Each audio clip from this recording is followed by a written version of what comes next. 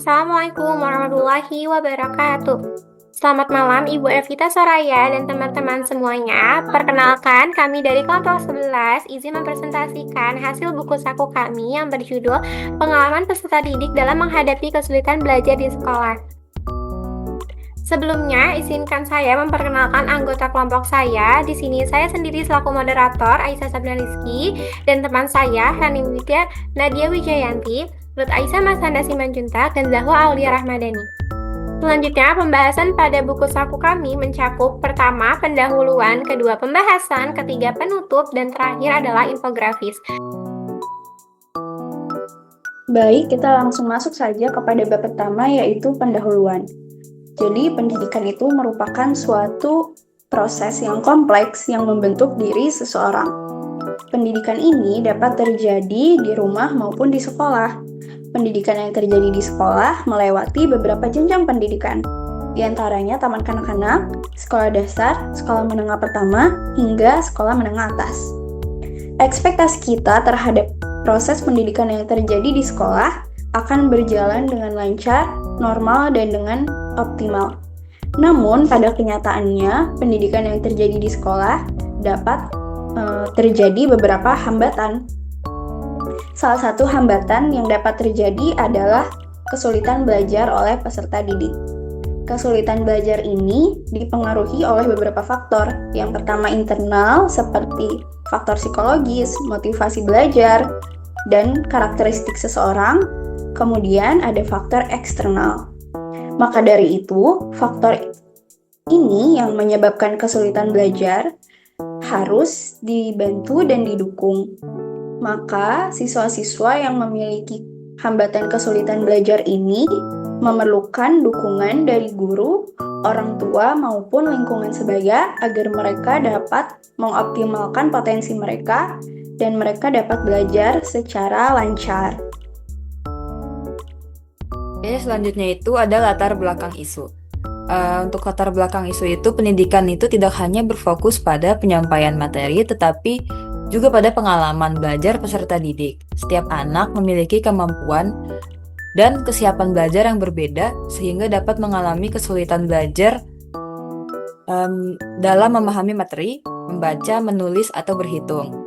Kesulitan belajar dipengaruhi oleh faktor internal seperti kondisi fisik, psikologis, dan motivasi, serta faktor eksternal seperti keluarga, sekolah, dan lingkungan. Oleh karena itu, guru PAUD perlu mengenali kesulitan belajar sejak dini agar dapat memberikan stimulasi yang sesuai dengan kebutuhan perkembangan anak. Boleh slide selanjutnya?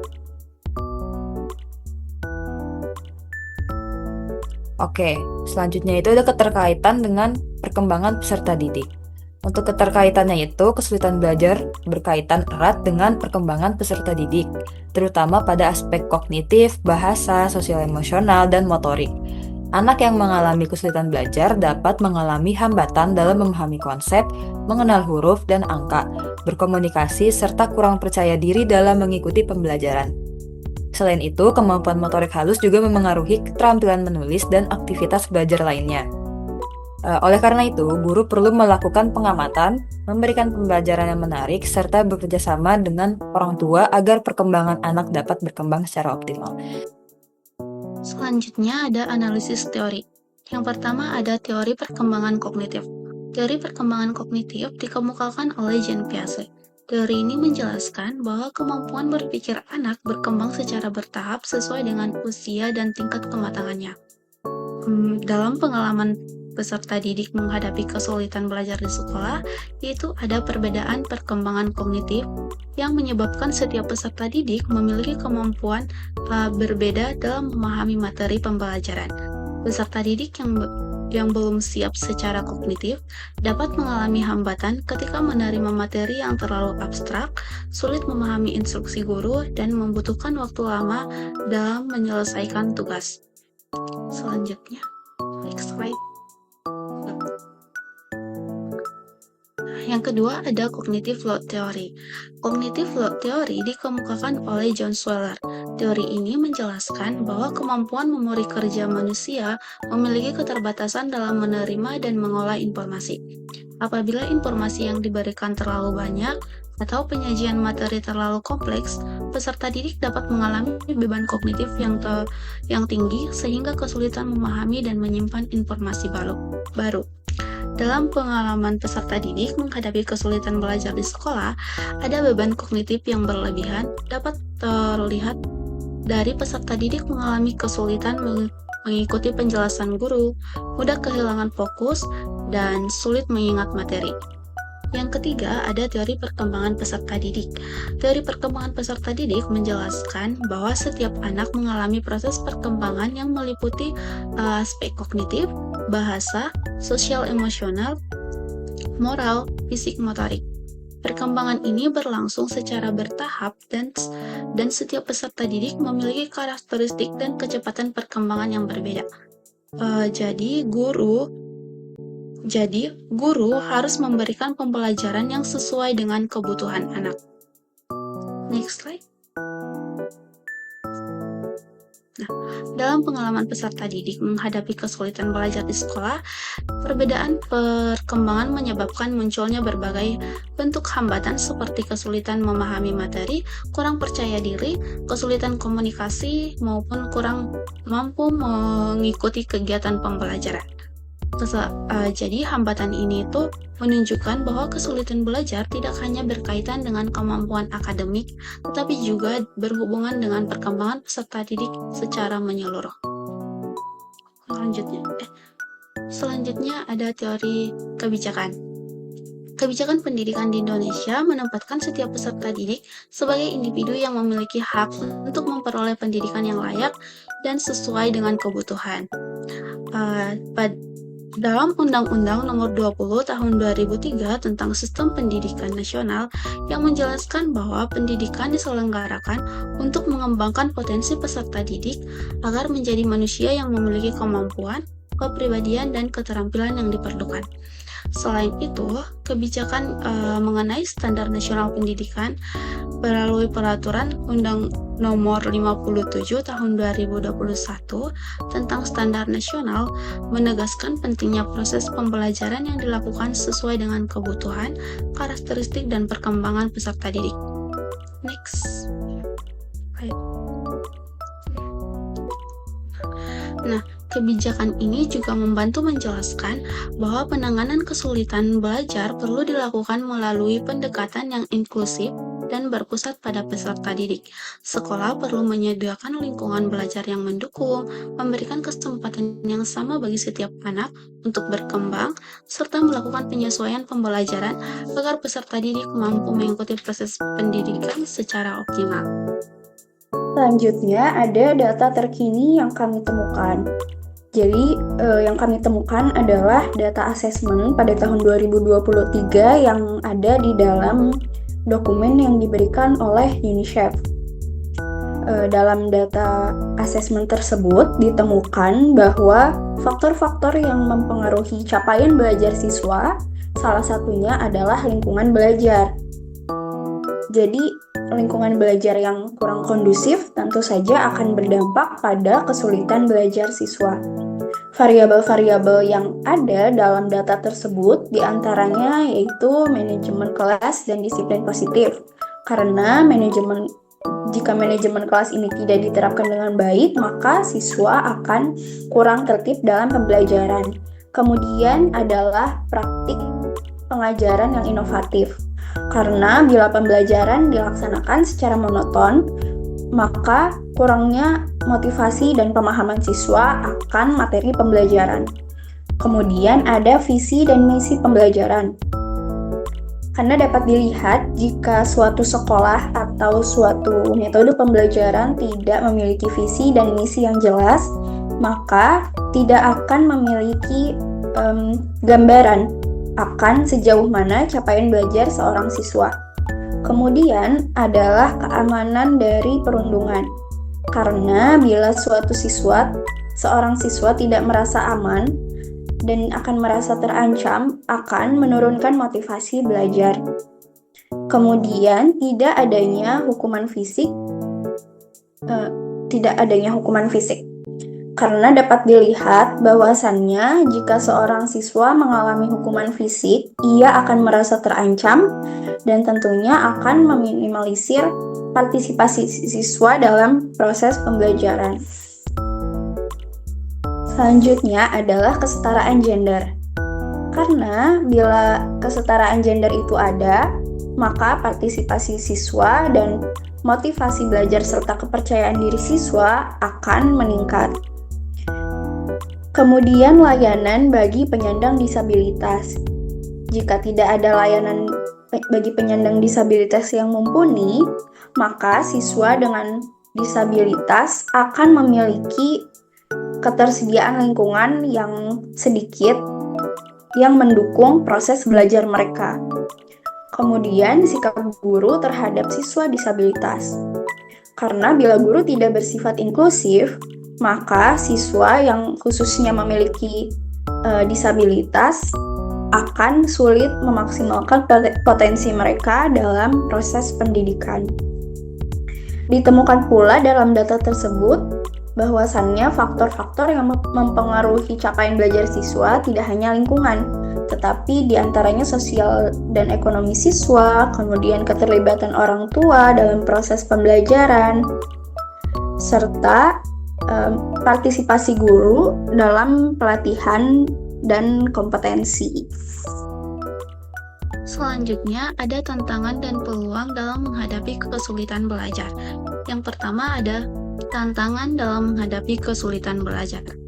Pengalaman peserta didik dalam menghadapi kesulitan belajar di sekolah tidak terlepas dari berbagai tantangan yang berasal dari faktor internal maupun eksternal.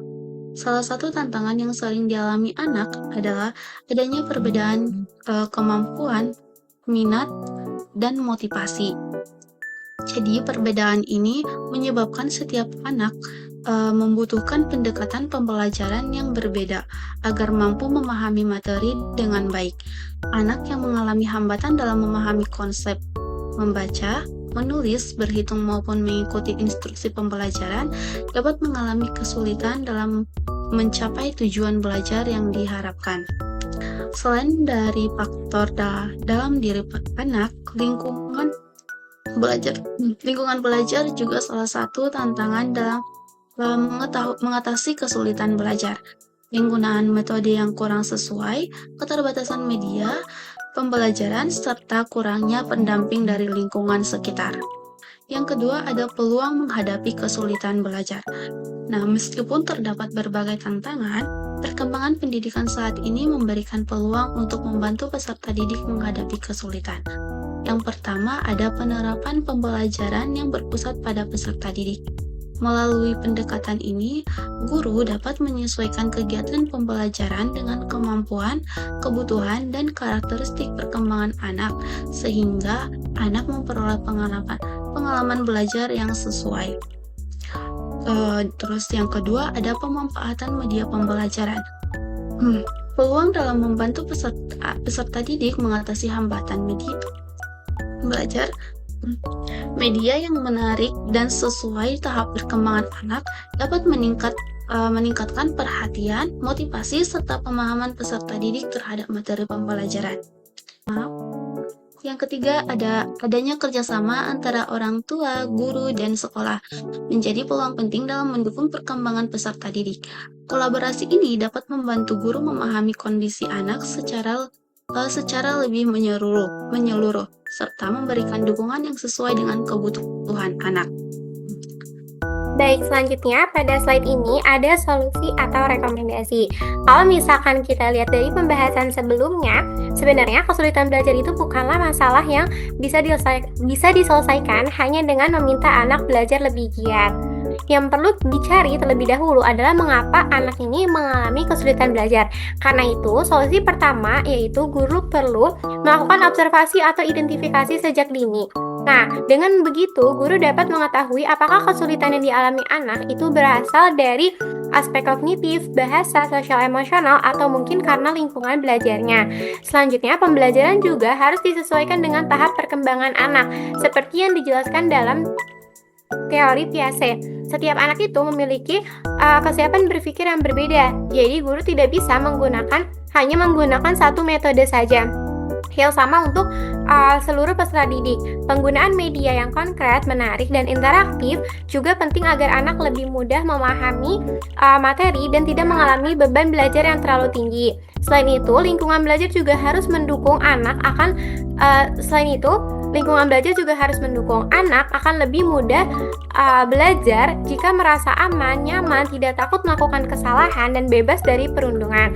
Terakhir, kerjasama antara guru, sekolah, dan orang tua menjadi kunci utama. Dengan komunikasi yang baik, perkembangan anak dapat dipantau secara bersama-sama sehingga penanganannya yang diberikan itu lebih tepat. Baik, selanjutnya pada slide ini adalah penutup. Jadi, dari seluruh pembahasan ini, kita dapat memahami bahwa kesulitan belajar bukan berarti peserta didik itu tidak mampu atau kurang pintar. Kesulitan belajar merupakan kondisi yang dipengaruhi oleh banyak faktor. Pertama, mulai dari perkembangan kognitif, bahasa, sosial emosional, hingga lingkungan belajar yang dimiliki anak. Melalui teori Piaget, Cognitive Load Theory, teori perkembangan peserta didik, serta kebijakan pendidikan di Indonesia, kita dapat melihat bahwa setiap peserta didik ini memiliki karakteristik dan kebutuhan belajar yang berbeda-beda. Oleh karena itu, pembelajaran juga harus disesuaikan dengan perkembangan masing-masing anak. Nah, sebagai calon guru PAUD, hal yang paling penting bukan hanya mengajarkan materi, tetapi juga bagaimana caranya kita mampu mengenali kebutuhan setiap peserta didiknya, sama dengan orang tua dan sekolah. Tetapi juga mampu mengenali kebutuhan setiap peserta didiknya, memberikan stimulasi yang sesuai, serta bekerja sama dengan orang tua dan sekolah. Dengan cara tersebut, kesulitan belajar tidak lagi dipandang sebagai sebuah hambatan, tetapi sebagai dasar bagi guru untuk memberikan pendampingan yang tepat sehingga setiap anak memiliki kesempatan berkembang secara optimal sesuai dengan potensi yang dimilikinya. Jadi, inti dari materi yang kelompok kami bahas adalah bahwa setiap anak ini bisa belajar, tetapi tidak semua anak itu belajar dengan cara dan kecepatan yang sama. Tugas kita sebagai pendidik adalah membantu mereka menemukan cara belajar yang paling sesuai dengan kebutuhannya. Baik, di sini ada infografis yang mencakup seluruh materi kami dalam buku saku dari awal hingga akhir. Jadi, saya akan menjelaskan secara singkat apa itu hambatan peserta didik. Jadi, hambatan peserta didik dalam memahami kesulitan belajar ini adalah hambatan dalam memahami, mengolah, atau menerapkan materi pembelajaran akibat faktor internal maupun faktor eksternal. Bentuk-bentuk dari kesulitan belajar ini diantaranya sulit memahami materi, sulit membaca, menulis, berhitung, kurang fokus, lambat menyelesaikan tugas, serta kurang percaya diri. Mendukung ada teori Piaget, kemudian cognitive load theory, dan juga teori perkembangan peserta didik. Ada juga kaitannya dengan perkembangan, yaitu pada aspek kognitif, kemudian pada aspek bahasa, dan pada aspek sosial emosional, serta aspek motorik halus. Ada faktor yang mempengaruhi, yaitu faktor internal dan faktor eksternal. Faktor internal mencakup fisik, psikologis, dan motivasi. Faktor eksternal mencakup lingkungan belajar, kompetensi guru, dukungan orang tua, manajemen sekolah, serta status sosial ekonomi. Ada beberapa solusi yang dapat diberikan untuk anak yang memiliki hambatan kesulitan belajar. Di antaranya, pembelajaran disesuaikan dengan perkembangan anak. Kemudian, media belajar diberikan yang menarik. Kemudian, perlu observasi perkembangan secara berkala. Diperlukan juga kolaborasi antara guru, orang tua, dan sekolah.